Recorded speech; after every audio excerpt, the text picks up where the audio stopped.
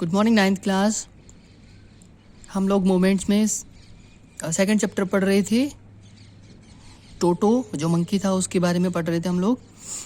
One day toto nearly succeeded in boiling himself alive. तो हमने पढ़ लिया था कि एक दिन तो उसने अपने को लगभग जिंदा ही उबाल लिया था।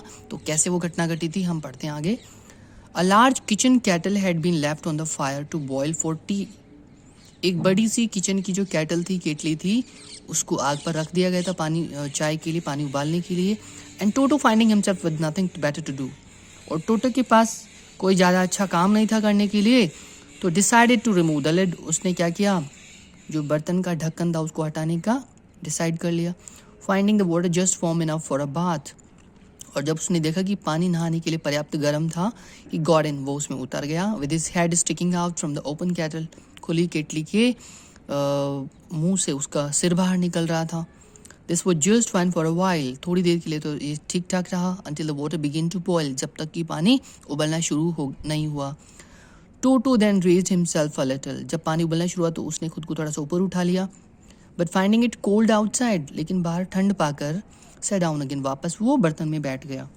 ही continued hopping up and down for some time. थोड़ी देर तक वो ऊपर नीचे उछलता रहा पानी के अंदर। Until grand mother arrived and hold him half boiled out of the cattle. जब तक कि दादी माँ नहीं आ गई और उसको बाहर नहीं निकाल लिया, आधा उबला हुआ केटली से बाहर। तो ये ऐसे घटना उसने क्या कर लिया, तो खुद को लगभग उबाल ही लिया था। If there is a part of the brain specially devoted to mischief, that part was largely developed in टोटो।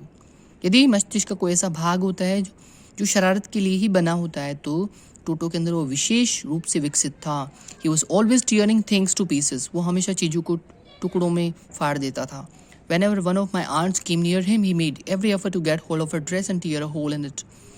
मेरी चाची में से कोई भी जब एक उसके पास आती थी तो हमेशा उनको पकड़कर उनके ड्रेस के अंदर एक छेद कर देता था। One day at lunch time, एक दिन जब दोपहर का समय था, लंच के समय, a large dish of pulao stood in the center of the dining table. तो डाइनिंग टेबल पर एक बड़ी सी थाली रखी हुई थी।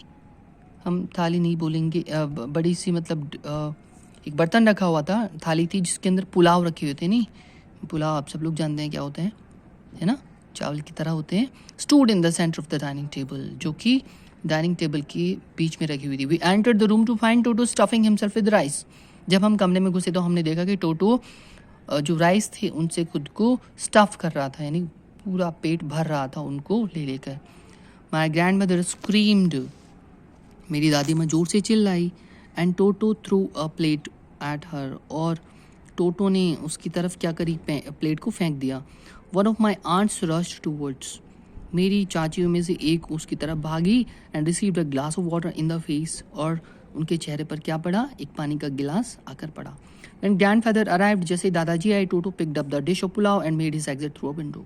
तो दादाजी को देखकर टोटो डर गया और पुलाव की थाली को लेकर उसने एक खिड़की में से बाहर भाग गया। We found him in the branches of the jackfruit tree. तो हम जैक फ्रूट यानी कटहल का जो पेड़ होता है उसकी शाखाओं में हमने उसको बैठे हुए देखा। The dish still in his arms, और उसके हाथ में अभी भी वो थाली थी। He remained there all afternoon, पूरी दोपहर वो वहाँ पर बैठा रहा। Eating slowly through the rice, और धीरे धीरे राइस खाता रहा। Determined on finishing every grain, और हर दाना वो ख़त्म करने के प्रति संकल्पित था कि मैं हर दाना ख़त्म करूँगा। And then in order to spite grandmother who had screamed at him, और फिर दादी जी को चिढ़ाने के लिए जो कि उसके ऊपर चिल्लाई थी, he threw the dish down from the tree, उसने पेड़ के ऊपर से नीचे थाली को फेंक दिया। And chattered with delight when it broke into 100 pieces, और जब उस प्लेट के बहुत सारे टुकड़े हो गए तो वो खुशी के साथ तालियां बजा रहा था। Obviously Toto was not the spot sort of pet we could keep for long. वास्तव में टोटो ऐसा पालतू जानवर नहीं था जिसको हम लंबे समय तक रख सकते थे। इवन ग्रैंडफादर रियलाइज दैट, दादाजी को भी ऐसा ही महसूस हुआ। ठीक है। We were not well to do, हम लोग ज़्यादा धनी नहीं थे। And could not afford the frequent loss of dishes, clothes, curtains and wallpapers, और ज़्यादा पैसे वाले नहीं थे हम लोग, और हम लगातार जो नुकसान हो रहे थे प्लेट्स के, कपड़ों के, पर्दों के और वॉलपेपर के, उनको झेल नहीं सकते थे, सहन नहीं कर सकते थे। So grandfather found the tonga driver, grandfather ने वापस उस तांगे वाले को ढूंढ लिया and sold Toto back to him for only 3 rupees, और 3 रुपये में वापस उसको बेच दिया। तो ये रस्किन बॉन्ड द्वारा लिखी हुई स्टोरी है टोटो द मंकी। ठीक है, सेकंड चैप्टर हमारा कंप्लीट हो गया है। इसके क्वेश्चन आंसर हम लोग NCERT बुक्स नाम के ऐप से करेंगे और उसको लर्न करेंगे। जल्दी हमारे एग्ज़ाम आने वाले हैं। ठीक है, मिलते हैं अगले चैप्टर में, अगली क्लास में। तब तक के लिए बाय एवरीवन।